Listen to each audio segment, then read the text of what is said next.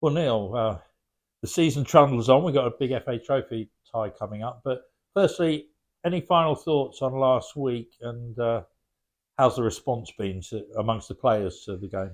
Yeah, I think when you always reflect on a game, obviously we were delighted with how we managed to get something from it, given the situation being down to 10 men. But then you look, we come in, we look at the data, the GPS data straight away after the game. You look at it on Monday, and there was a lot of tired bodies, Mm. and the GPS data of what they produced in the game was very high. So you know that the boys have sort of gone that extra yard, so to speak, on the day, and that reflects then how you train in them early days of the following week. So we have to take things like that into consideration. That's what gets players injured, where they've built up a lot of fatigue and you're still trying to push them too hard. So we balanced off the first part of the week and through the middle of the week to the back end to try and make sure we got the freshness back in the group, but also got back to the intensity that we need to for games. And obviously, Timmy was a little bit thrown at the deep end. How's he been after that? Well, I mean, we laugh because one thing, if there's a position where you think you can get thrown in and deal with it, it's probably centre back, because we're not expecting him to run the channels and get up the pitch, and because we were sat back a little bit, he didn't have to be sort of playing a high line and getting back in. So I think it helped him given the situation. But obviously, it was a brilliant, sort of response from him to only training for 3 days and being thrown in. And he's such a great lad. He wanted to be in the bench. He wanted to travel to Hartlepool, and he was desperate to get on. So I'm really pleased for him.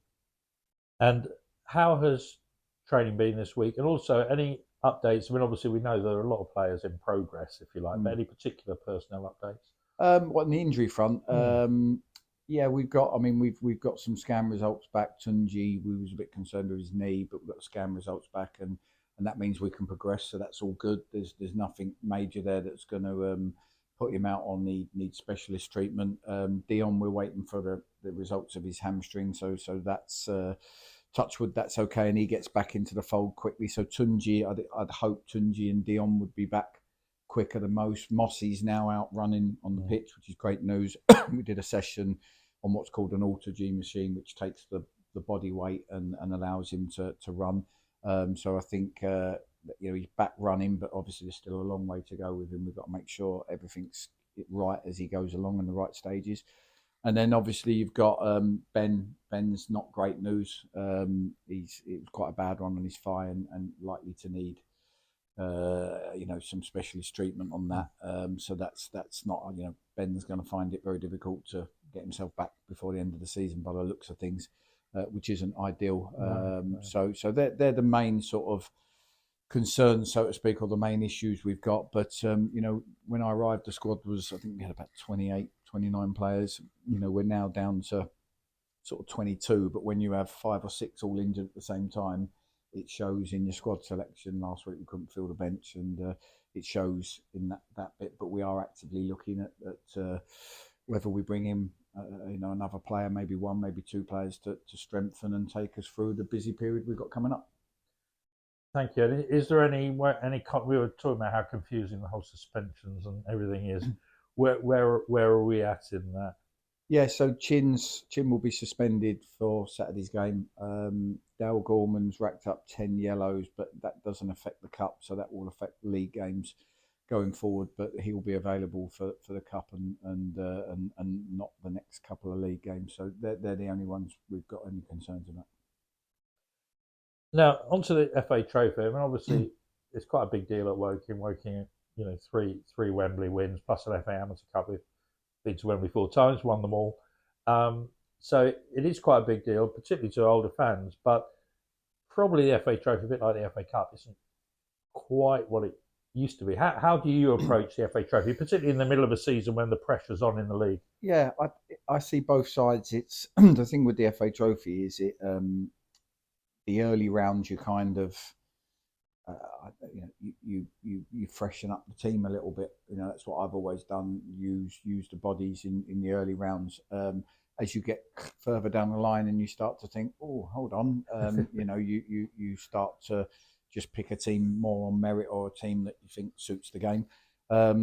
and I do believe it's big for any club at this level. The issue you have is the more successful you are, like any football, the more successful you are, the more of a backlog you're going to get with fixtures. So, if we progress through this round, then there's a Saturday takes precedence, and that Saturday game gets moved to another midweek. So before you know it, you can go into, I had a spell at Notts where I got to the semi-final both times, and one was during COVID when it got kaput because of COVID, and the following one I left the club before the semi-final. But you go through and you start going, oh, look at the onset of this now. We've got Saturday, Tuesday, Saturday, Tuesday, Saturday, Tuesday, because you've had to rearrange games. So, which is never quite ideal, depending on whether you're pushing for promotion or trying to stay up. But who wouldn't want to dream? Who wouldn't want to get to the quarters, then the semis, and actually keep your season alive in some way? And if you look at us, our two priorities probably now are: can we get to Wembley, and can we stay up? Can we get past 50 points, stay up, and get to Wembley? They're our two priorities, and that's gonna stay there now for the rest of the season. And Gainsborough Trinity, intriguing tie. I don't think we've ever played them before. How do you prepare for a game when presumably a lot of the players are unfamiliar to you, and I don't know how you go about scouting or seeing how the team plays? How do you prepare for a game like that? No, we've done all that. I've watched Gainsborough probably 3 different games of them now, so well prepared. Show them total respect. Russ Wilcox worked in the league, played against him several times. Very good manager. Got some good players in there. I've worked with Callum Howe at York and Solihull, centre back. His brother Declan plays up front for Gainsborough and scoring good goals, and is a very good player. So we will show them the utmost respect. I will prepare for them like I do every other league game. Obviously, it's harder because you don't know the ground, what the pitch is like. You haven't played there before compared to teams in your own league. But we will absolutely. They beat York in the last round, and not a weakened York team either. They beat Boston. We will show them utmost respect. It's their cup final, and we've got to make sure it's ours too. And we've said it before, but we're in a run of away games, some long trips in there. You're travelling up tomorrow with the team, and it's a long trip for the fans as well. I think the supporters coach is virtually full, maybe 1 or 2 spaces left, so there should be a good turnout there. But it's a lot of games with long trips at the moment, isn't it? Yeah, and again, we thank the fans for coming. They were brilliant at Hartlepool, and I hope they went home really feeling proud of their team. We've got to try and recreate that again on Saturday with the cup tie, and then obviously we go to York next week. And I mean, York's a beautiful city, so they can maybe make a weekend of it and do something nice. But it's tough on everybody. Players have got a sort of up and down on the coach. Fans the same, whether they're driving up or training or that they've still got to spend their hard-earned money. So we've got to try and make sure we put in a performance that makes them proud, and we'll certainly try. Well, the boys are certainly putting it all in at the moment, and we saw that last week. So safe trip tomorrow, and a lot of us will see you up there on Saturday. Thank you.